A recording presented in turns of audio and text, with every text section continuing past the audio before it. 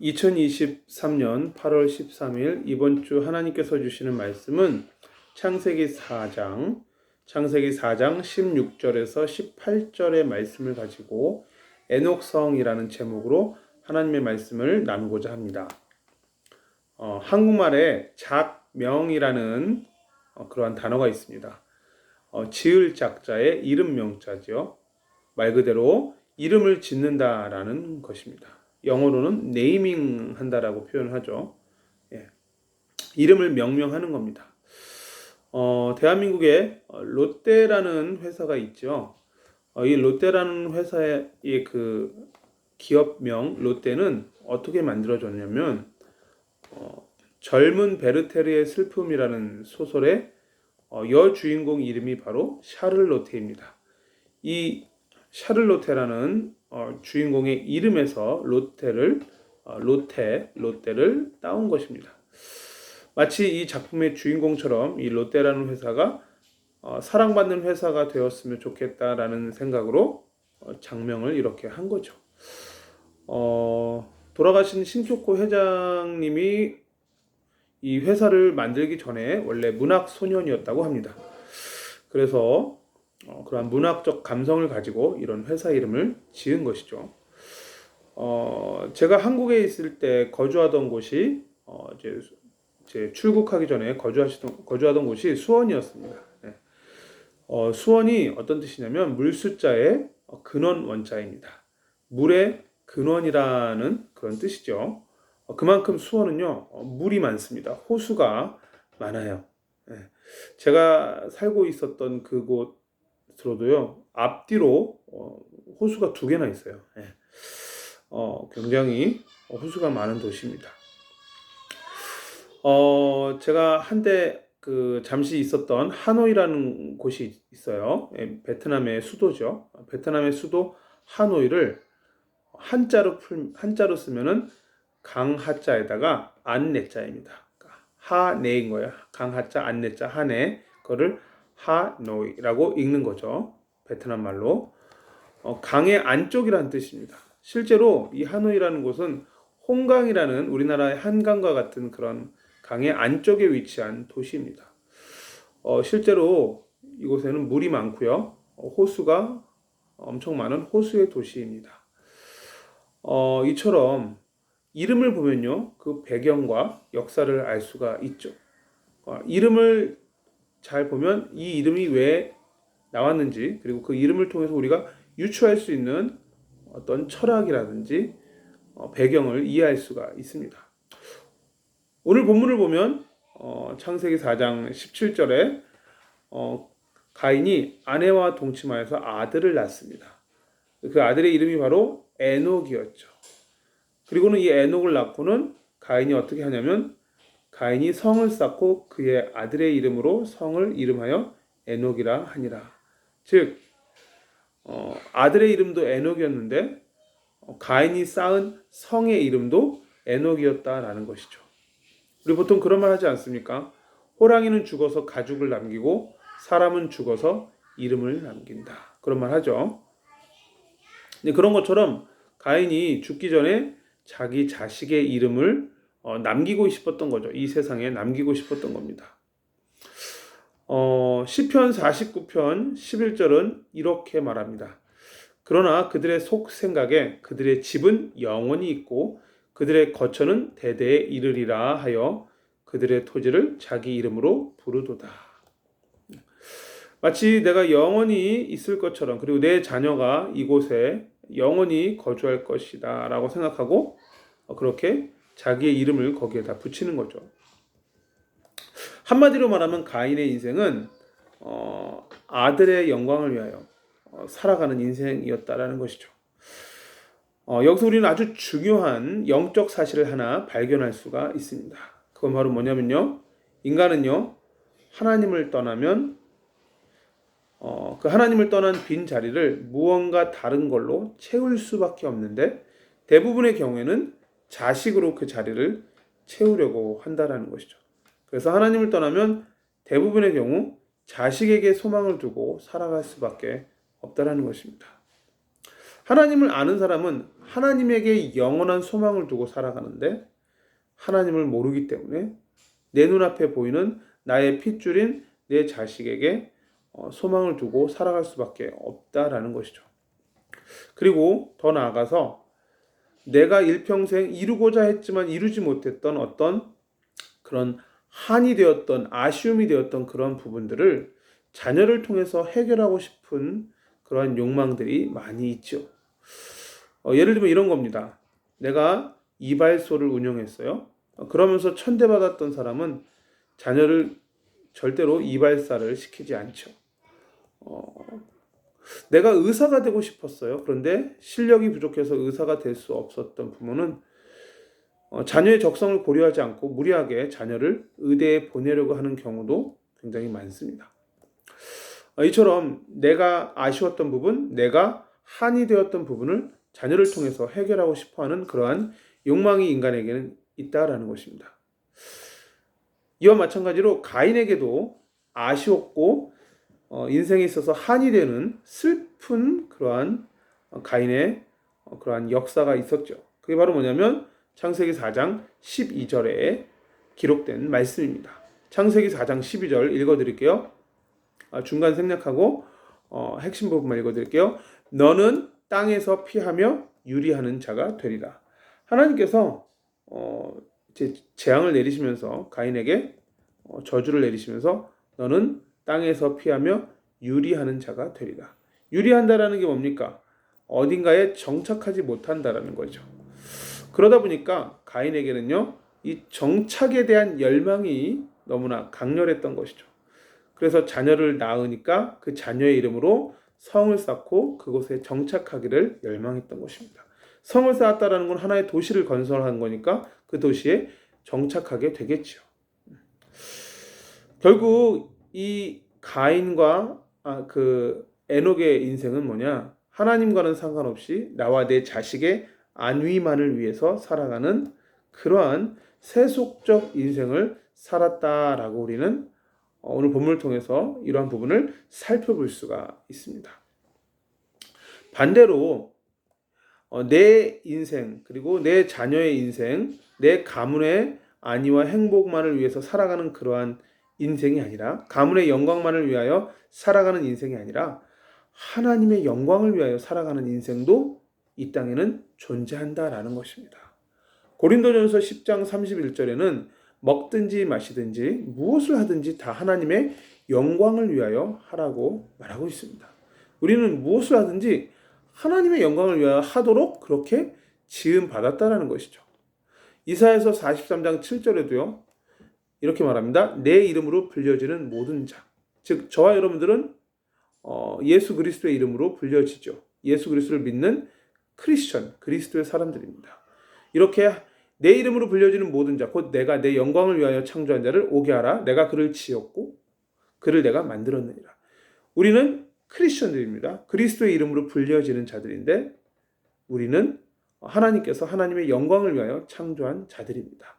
그러므로 우리는 나의 영광, 내 가정의 영광, 내 가문의 영광, 내 자식의 영광을 위하여 살아가는 것이 아니라 하나님의 영광, 나를 만드신 하나님의 영광을 위하여 살아야 가장 나답게 살아가는 것이고 내가 창조된 목적답게 살아가는 것인 줄 믿습니다. 고린도후서 5장 15절에도 동일한 말씀을 하고 있습니다. 그가 모든 사람을 대신하여 죽으심은, 여기서의 그는 예수님이죠. 예수님이 모든 사람을 대신하여 죽으심은 살아있는 자들로 하여금 다시는 그들 자신을 위하여 살지 않고 오직 그들을 대신하여 죽었다가 다시 살아나신 이를 위하여 살게 하려 함이라. 즉 우리는 예수님의 보혈의 공로로 말미암아 죄사함 받고 죽음의 권세를 이기고 사탄의 권세를 이기고 지옥의 권세를 이기고 영생을 선물로 부여받았습니다.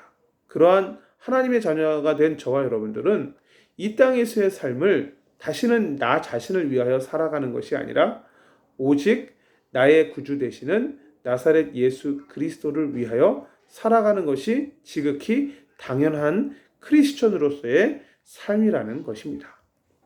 세례 요한도 뭐라고 고백합니까? 요한복음 3장 30절에 그는 흥하여야겠고 나는 쇠하여야 하리라.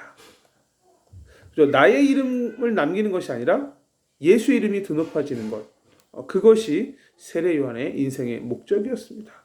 우린 이렇게 오늘 이 본문을 통해서 이러한 기도 제목을 붙잡아야 되겠습니다. 하나님, 나의 이름을 남기는 것이 아니라 예수의 이름을 남기는 예수 제자가 되게 하여 주시옵소서. 하나님, 나와 내 가족, 내 가문의 영광을 위해 사는 인생이 아니라 하나님의 영광을 위해 사는 인생 되게 하여 주옵소서. 이렇게 꼭 우리는 기도해야 될 줄 믿습니다. 자, 하나님을 잘 모르는 가인의 자녀 에녹에 대해서 오늘 살펴봤고요. 그 후대들도 오늘 성경에 기록되어 있습니다. 17절과 18절에 보면요. 그 계보가 나오는데 가인에서 에녹, 에녹에서 이랏, 무흐야헬, 그리고 무흐야헬에서 무드사엘, 그리고 라멕에까지 이렇게 쭉 그 계보가 이어집니다. 이걸 통해서 우리는 무엇을 살펴볼 수 있습니까? 그렇습니다. 하나님을 잘 모르고 하나님을 떠나 있어도 하나님이 주시는 모든 사람에게 주시는 일반 은총의 은혜 가운데 생육하고 번성할 수 있다라는 것입니다. 하지만 불신자의 번영을 부러워하지 마시기 바랍니다. 왜냐? 시편 49편 12절에 사람은 존귀하나 장구하지 못하며 멸망하는 짐승 같도다. 그죠?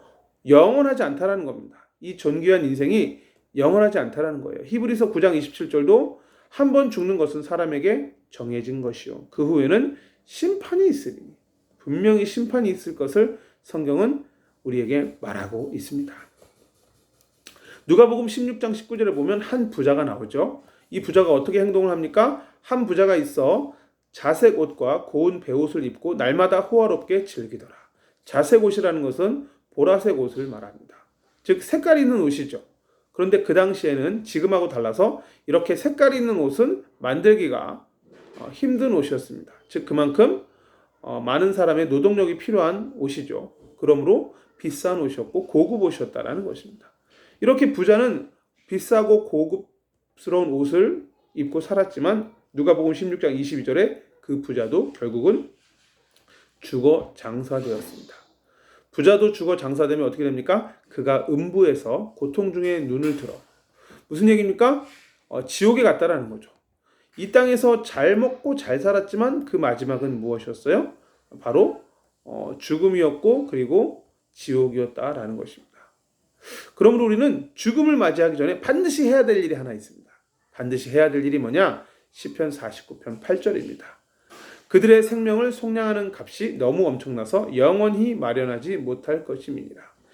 그렇습니다. 우리가 죽기 전에 이 세상을 마감하기 전에 내 생명을 속량하는 값을 치러야만 합니다. 죄의 싹은 사망이요 하나님의 은사는 그리스도 예수 우리 주 안에 있는 영생이니라. 그러므로 예수의 보혈만이 우리의 죄값을 대신 담당해 주시고 그 예수의 보혈로 말미암아 우리는 죄사함을 받고 죄값을 치르고 구원받고 하나님의 자녀로 의롭다 칭함받을 수가 있는 것입니다. 이 세상에서 부러워할 것 하나도 없어요. 불신자의 번영을 부러워할 것 하나도 없습니다.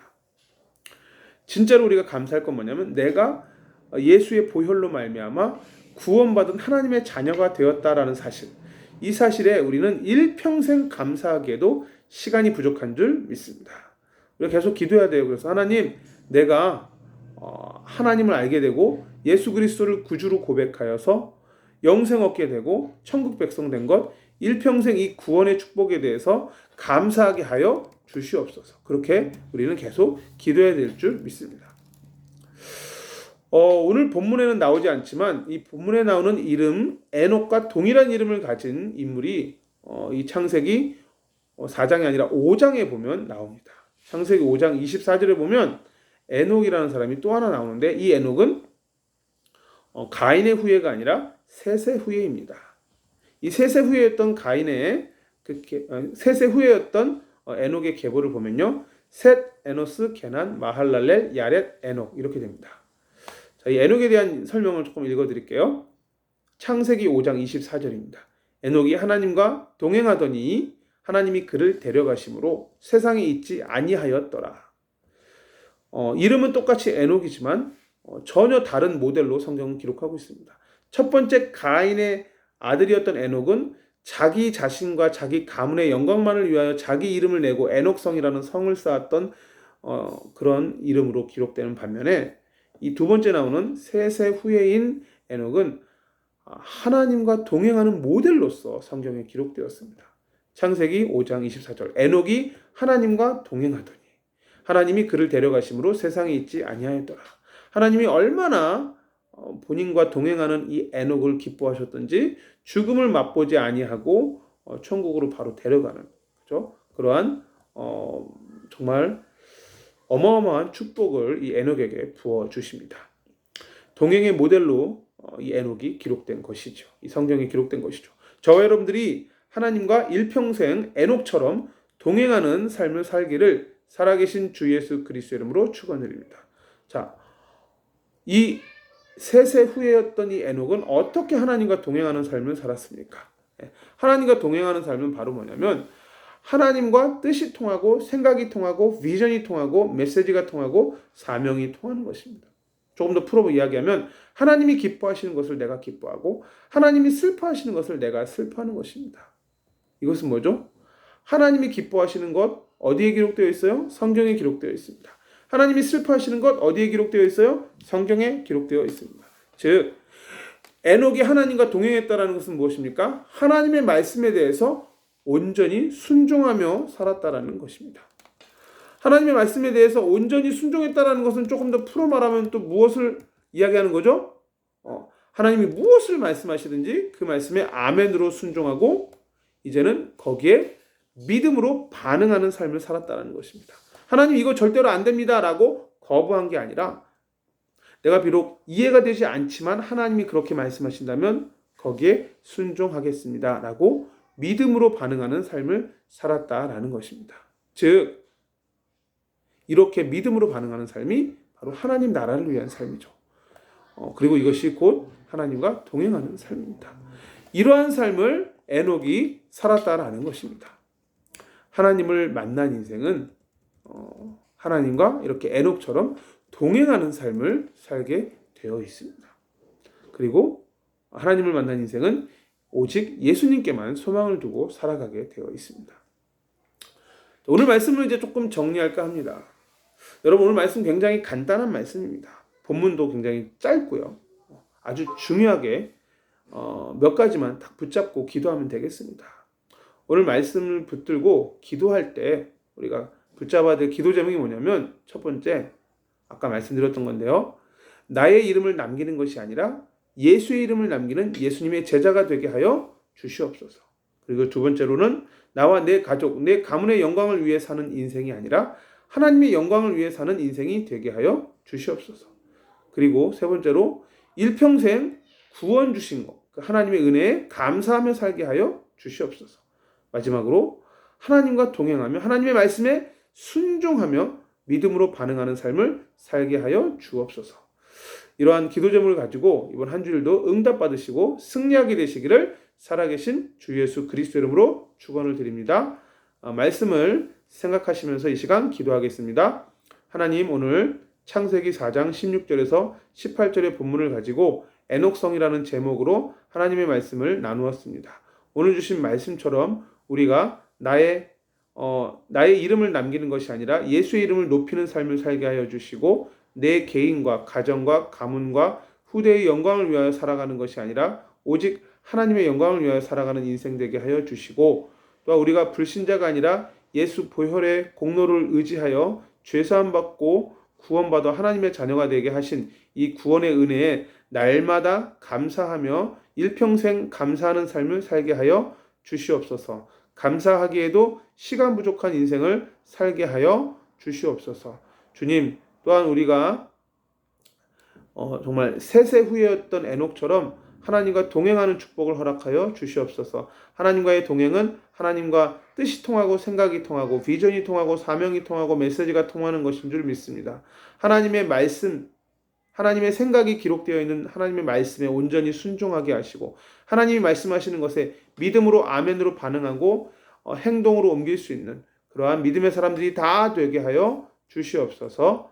주 예수 그리스도의 이름으로 기도하옵나이다. 아멘.